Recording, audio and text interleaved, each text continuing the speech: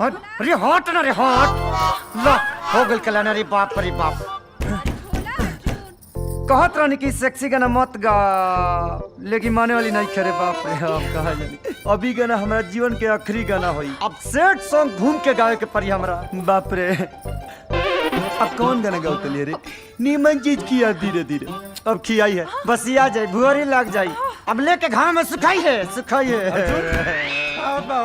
सुनाई नहीं खेते हम सूत गल बनी हमरा सुनाई हो नहीं नहीं खेते। कितना प्रभु तू बड़ा कहते हैं कि सुनाइए नहीं खेते, तेरा जवाब ही देता रहा।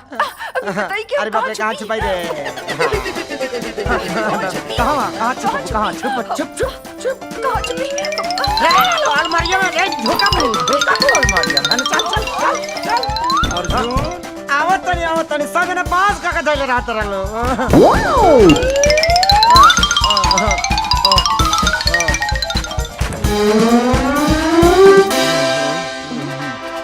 अर्जुन का होत रहल? इतना देर से आवाज देत बानी, सुनात नहीं के का? उ कुछ न मई रियाज करे तनी न, ढेर दिन से गावल छूट कर लनु हमार।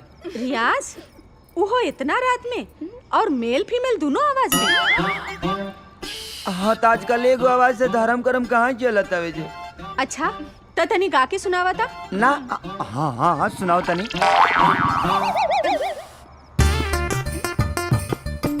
रेडी ओके 1 2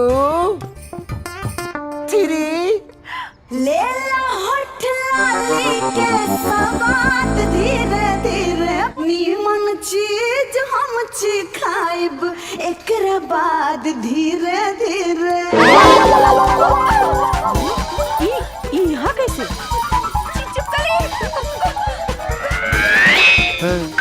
आवा आवा आवा बहरी तो 10 धीरे नहीं की रहत 2 मिनट भीतर ही तोरा से ना रहल गइल है। सिखावा। सवाद तो अब हम चखाई बेटा। गलती कैले बड़ा सजा भी भोगे पड़ी। करण 3 महीना के भीतर दोनों के बिहा करा दे।